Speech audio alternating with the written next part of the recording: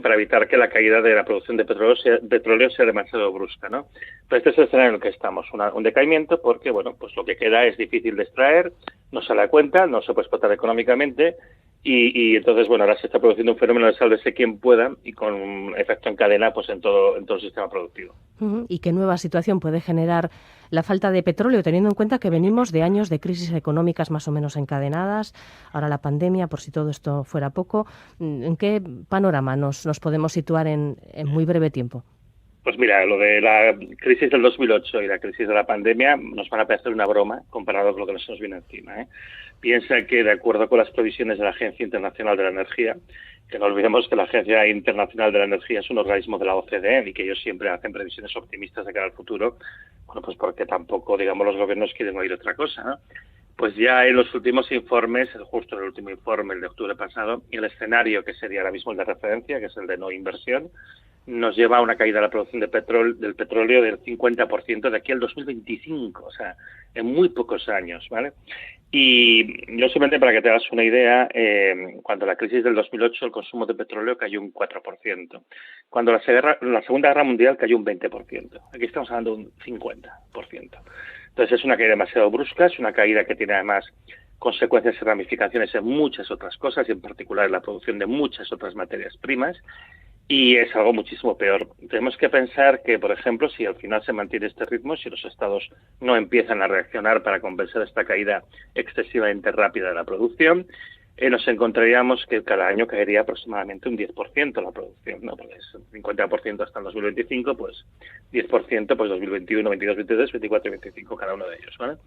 10% fue lo que se contrajo el consumo durante el año 2020 por culpa de la pandemia, que aún no hemos recuperado los niveles anteriores al 2020. Con lo cual quiere decirse que a finales de este año, principios del que viene, la oferta empezará a caer por debajo de la demanda y eso implicará que el precio del petróleo se va a disparar durante unos meses hasta que una parte de la economía colapse y el precio vuelva a caer, ¿no? Pero es que sin llegar a eso, hay cosas en las que ya se está manifestando esta escasez. Por ejemplo, en los plásticos. Ahora mismo hay un problema gravísimo con el suministro de plásticos, con el suministro de pigmentos, de resinas epoxi que sirven para fijar esto, los pigmentos, los colores. Hay un problema con muchos polímeros, etcétera, etcétera, y todo esto viene concatenado con el hecho de que falta petróleo, en este caso como materia prima, ¿no? Porque ahí se manifiesta antes que en el uso de los carburantes.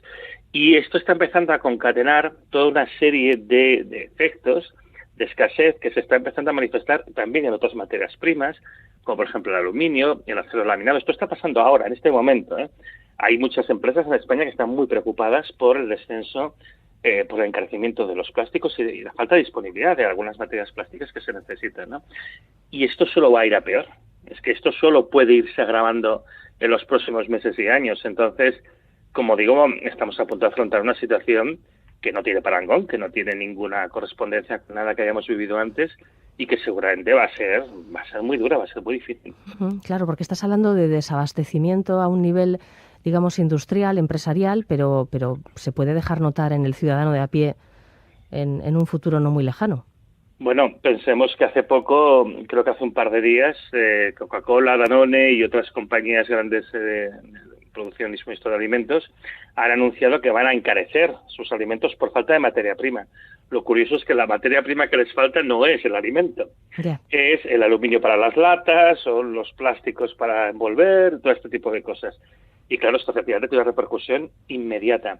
Pero bueno, en un futuro nada lejano, yo lo cifro en unos meses o un año vista más o menos, lo que va a notar mucho el ciudadano de a pie es que el precio de los carburantes se va a disparar. Y esto además va a repercutir en el coste de los transportes de mercancía, va a repercutir en todo, ¿no? Y esto lo tenemos encima ya.